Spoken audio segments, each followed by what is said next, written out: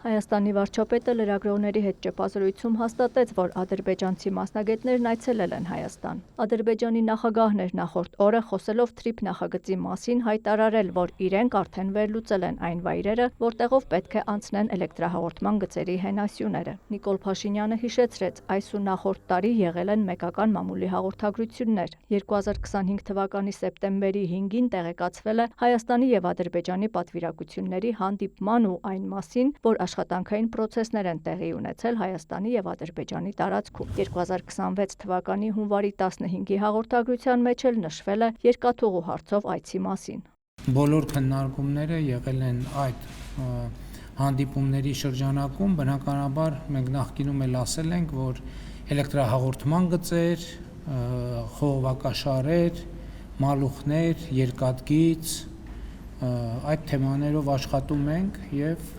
տեղի ունենում երկկողմ աշխատանք։ Ինչ վերաբերում է Իլհամ Ալիևի այն հայտարարությանը, թե Հայաստանի ատոմակայանն անվերջ գործել չի կարող ու Հայաստանին էլ էներգիայի այլ աղբյուր է պետք, որն իրենք պատրաստ են ապահովել։ Տարատեսակ մեկնաբանությունների տեղիք տված այս հայտարարության առիթով էլ Նիկոլ Փաշինյանը նկատեց. Մեծամորի ատոմակայանի շահագործման ժամկետն արձանագրված է այդ թվում Հայաստանի միջազգային պայմանագրերում, որոնք կնքվել են դեռ այս կառավարությունից առաջ։ Այդ վերջնաժամկետը, հիշեցնենք, 2036 թվականն է։ Խոսելով էներգետիկ առևտրի մասին Հայաստանի ղեկավարը շեշտեց. Մինչև բոլորովին վերջերս ասվում էր, որ Հայաստանը ունի էլեկտրաէներգիայի ավելցուկ։ Հիմա սակայն Հայաստանը կարող է էլեկտրաէներգիայի պահանջարկ ունենալ, որովհետև արագ տեմպերով զարգանում են արհեստական բանականության գործարանները, որոնք էլ էլեկտրական էներգիայի մեծ սպառում են ենթադրում։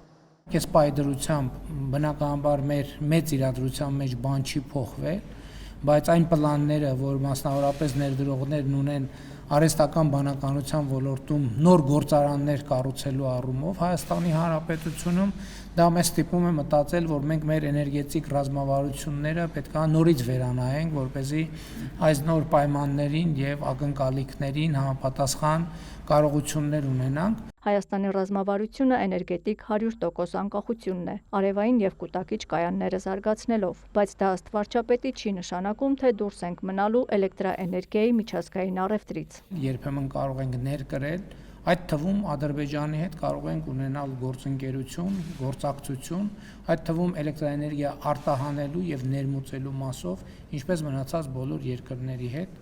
Թուրքիայի հետ, Իրանի Իսլամական Հանրապետության հետ, Վրաստանի հետ եւ այդպես շարունակ։ Ռուսական ընկերության կոնցեսիոն կառավարմանը հանձնված երկաթուղու հետ կապված Հայաստանը չի ցանկանում դիմել սուր քայլերի։ Պատասխանելով հարցին, թե հնարավոր է ինչ-որ պահի որոշում կայացվի միակողմանի խզել պայմանագիրը, Փաշինյանն ասաց. «Փնտրում են լուծումներ, որոնք բարեկամական լինեն, փոխադարձ շահերը հաշվի առնելով ու կոմպրոմիսային, բայց Հայաստանն էլ հերթական անգամ չկորցնի պատմական հնարավորությունը ինտեգրվելու միջազգային տրանսպորտային ցանցին»։ Ես նախկինում խոսել եմ այն մասին, որ օրինակ այդ կոմպրոմիսներից մեկը կարող է լինել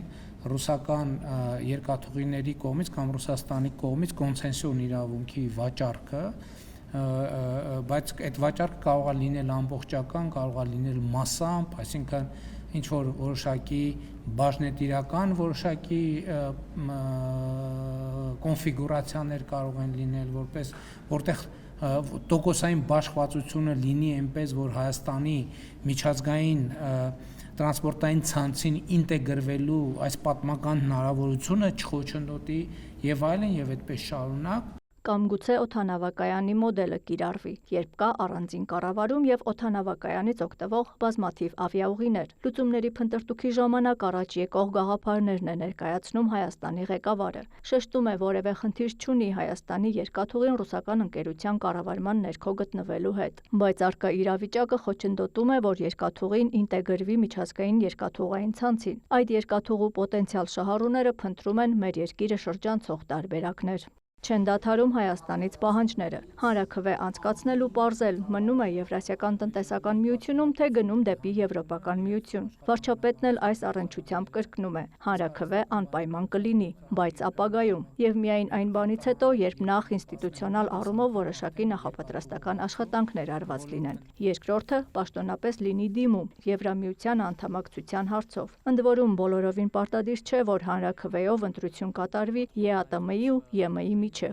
Ուրիշ ընտրություն էլ կա։ Մենք երկուսը նշում ենք, կա երրորդ ընտրությունը, որ կարող է երրորդ նախաձեռնությունը լինի ոչ ԵԱՏՄ, ոչ ԵՄ, ոչ են ենք ուզում, ոչ են ենք ուզում։ Բայց իսկ ով ասել, որ բոլորը պարտադիր ինչ որտեղ գնում, կարող այդ երրորդ տարբերակն էլ լինի։ Բելարուսի նախագահի հայտարարությունը, թե Հայաստանը ում է պետք, Փաշինյանի դիտարկմամբ ԵԱՏՄ անդամ մի շարք երկրների ընկալումն է Հայաստանի Հանրապետության մասին։ Խոր, ինստիտուցիոնալ եւ անհարգալից ընկալում։ Այդ ընկալումը ինչի վրա է եղել։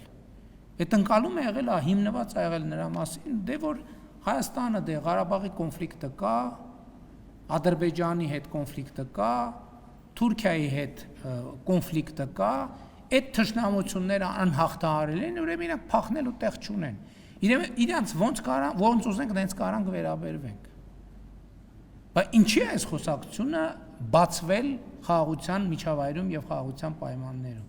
Բա որ ես ասում եմ, որ Ղարաբաղի հարցը լծակ էր, բարան էր կամ թոք էր կամ թակարդ էր, ես բառեր ասեցի տենց ամեն բառ իր արձագանքին, բայց ինչ նկատի ունեի։ Հենց սա նկատի ունեի։ Հայաստանի ժողովուրդը ընտրության իրական իրավունք չի ունեցել, որովհետև Հայաստանի ժողովրդին անընդհատ առաջնորդել են դեպի թակարդներ։ Հիմա մենք ուզում ենք Հայաստանի ժողովրդի համար ստեղծենք այլընտրանքներ, որպեսզի ժողովուրդը ինքը ընտրի։ Կառավարությունը չի դադարում փնտրել նաև 4-րդ, 5-րդ այլընտրանքը, որովհետև չպետք է լինի իրավիճակ, երբ որևէ մեկն ասի Հայաստանը գնալու տեղ չունի ու ոչ մեկին պետք չէ։ Մենք ապացուցեցինք, որ Հայաստանի Հանրապետությունը ծայրագավառ չէ։ Հայաստանի Հանրապետությունը խաչմերուկ է Հարավային Կովկասի հետ միասին, մեծ տարածաշրջանի հետ միասին։ Եվ մենք այդպես ենք վերաբերվում հարցին, ամենայն հարգանքով բոլորի նկատմամբ, ամենայն հարգանքով բոլորի շահերի նկատմամբ, բայց մենք չենք կարող որևէ մեկի շահերը վեր դասել մեր պետական շահերից։ Մենք չենք կարող իհարկե նաև արհամարանքով վերաբերվել կամ կամահարանքով վերաբերվել որևէ մեկի շահերին, դրա համար մենք փորձում ենք բոլոր հարցերը համբերատար, առանց էսկալացիաների, առանց նյարդի հանգիստ համբերատար քննարկել լուծել։ Անդրադառնալով ներհայաստանյան կադրային հարցերին, Անվտանգության խորհրդի արդեն նախկին քարտուղար Արմեն Գրիգորյանն առայժմ պետական նոր պաշտոն չի ունենա։ Փաշինյանն ասաց, նրան առաջարկել է աշխատել վարչապետի աշխատակազմում, բայց Գրիգորյանը նախընտրում է դադար վերցնել։ Ինքն էլ ըմբռնումով է մոտենում այդ որոշմանը։ Կադրային փոփոխություններ կլինեն նաև Պաշտպանության նախարարությունում, բանակում հերթական ողբերգական դեպքի պատճառով։ Փոփոխություններ են նախատեսվում ռազմական ոստիկանությունում եւ բարոյահոգեբանական ապահովման վարչությունում։ Աննա Զախարյան, Դավիթ Մաչկալյան, լուրեր։